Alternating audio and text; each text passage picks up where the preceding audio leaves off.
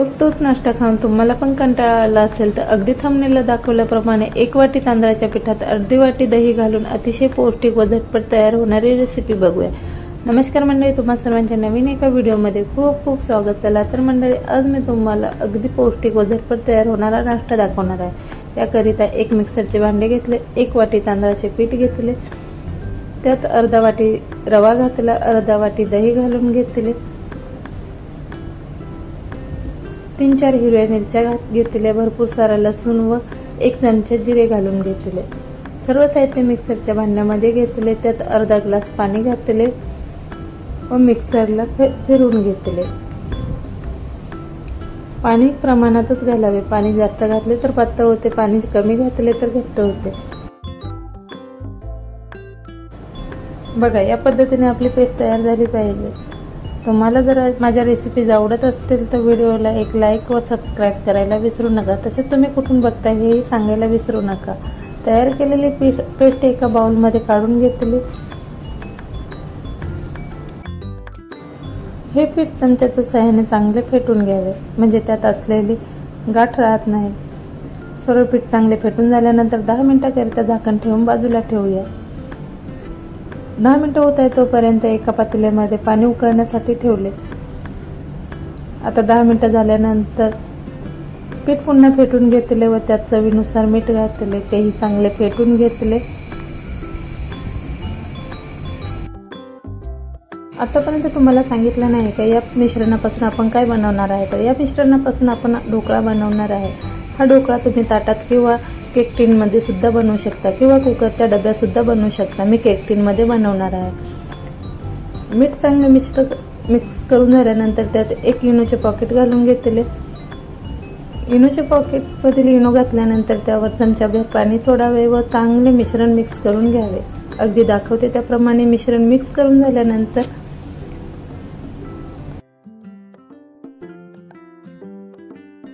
या पुढील प्रोसिजर फास्टमध्ये करावे। सर्व मिश्रण चांगले मिक्स करून झाल्यानंतर तयार केलेले मिश्रण मी केक टिनमध्ये घालून घेतले। सगळे मिश्रण केक टिनमध्ये घातल्यानंतर 2-3 वेळा टॅप करून घेतले।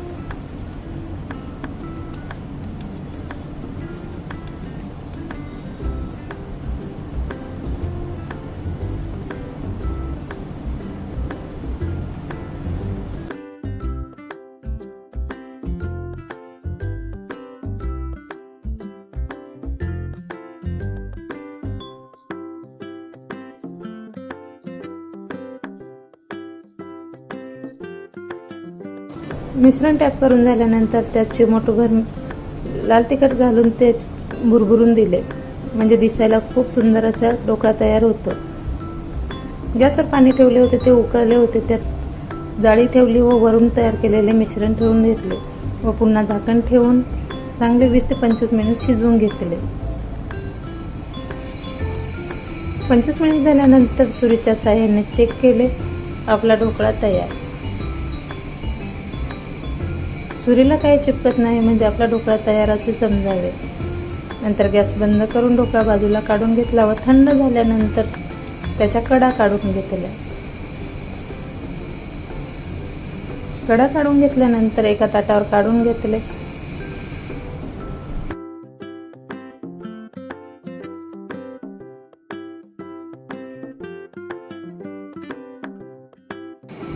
हा ढोकळा अतिशय मऊसूद जाळीदार बनतो, चवीला अतिशय सुंदर टेस्टी असा तयार होतो। बघा, आपला ढोकळा काढून झाला आहे। आता त्या हव्या त्या आकारात कट करू शकता। मी चौकोनी आकारात कट करणार आहे।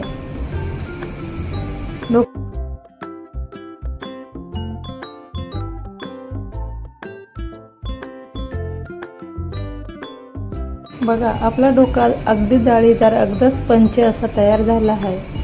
मी तुम्हाला उचलून दाखवत आहे। अगदी मऊसूद, एकदम स्पंच असा ढोकळा तयार। आता पुढील प्रोसिजर करूया।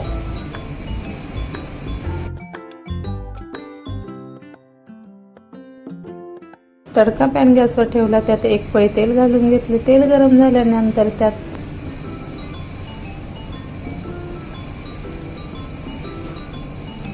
2 हिरव्या मिरच्या घातल्या, भरपूर सारा कढीपत्ता घातला, 1 चमचा मोहरी घातली, व चांगली तडतडू दिली. नंतर त्यात अर्धा लिंबू पिळून घेतला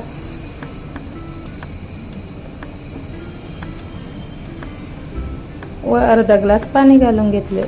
चांगली उकळी येऊ दिली. त्यात अर्धा चमचा साखर घालून घेतलेली व चांगली उकळी येऊ दिली.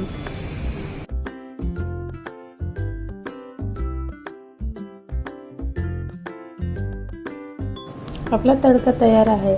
आता हा तयार केलेला तडका थंड होऊन देऊया व तयार केलेल्या ढोकळ्यावर सोडून घेऊया.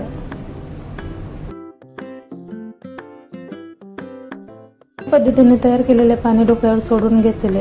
हा ढोकळा लहान मुलं यात असे सुद्धा खाऊ शकता किंवा चटणीसोबत सुद्धा खाऊ शकता. मी याकरिता खोबऱ्याची चटणी बनवली आहे. खोबऱ्याच्या चटणीची रेसिपी शॉर्ट व्हिडिओमध्ये अपलोड केली आहे. हवी असेल तर तुम्ही तिथे जाऊन बघू शकता.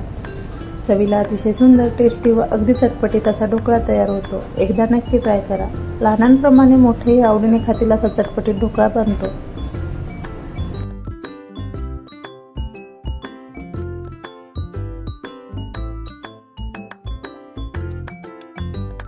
अतिशय चविष्ट व पौष्टिक तसंच हेल्दी असा ढोकळा तयार. एकदा नक्की ट्राय करा. असेच नवनवीन व्हिडिओ बघण्याकरिता अजूनपर्यंत चॅनलला सबस्क्राईब केले नसेल तर सबस्क्राईब करा, लाईक करा, शेअर करा, कमेंट्स करा. पुन्हा भेटूया अशाच नवीन व्हिडिओमध्ये. तोपर्यंत काळजी घ्या. बाय.